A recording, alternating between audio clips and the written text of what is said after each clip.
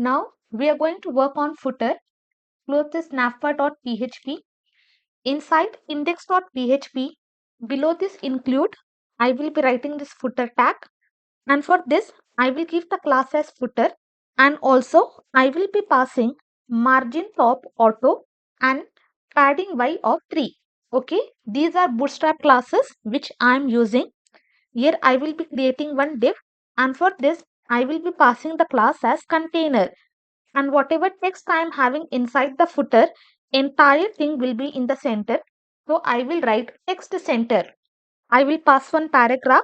For this I will write margin bottom of 1, and inside this and copy.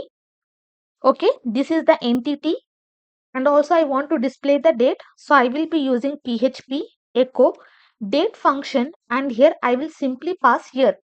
I only want to show the year, so I will be passing this here. Then I will write Gleam creates handmade gifts and hampers. For your special occasion, if you want any gifts, you can contact me.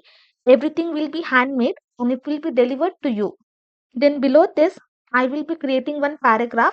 Margin bottom of 0. I do not want any margin. Here I will write crafted with love by Kaiser Khanam, my name. Save this. Come here, refresh once. You can see successfully I am able to display this. So December 2025, I am recording this video. So that is the reason I am having the year 2025. I will also give one space here. Save this. Again come here, refresh once. Successfully I am able to display this beautiful footer. Now what I will do, this entire footer I will copy, cut. Inside this includes folder, I will be creating one file footer.php. Here I will be pasting entire code. Inside index.php, I'm just going to include footer. Here I will write footer.php. Save this. Come to project, refresh once. Again, successfully, I am having the same output.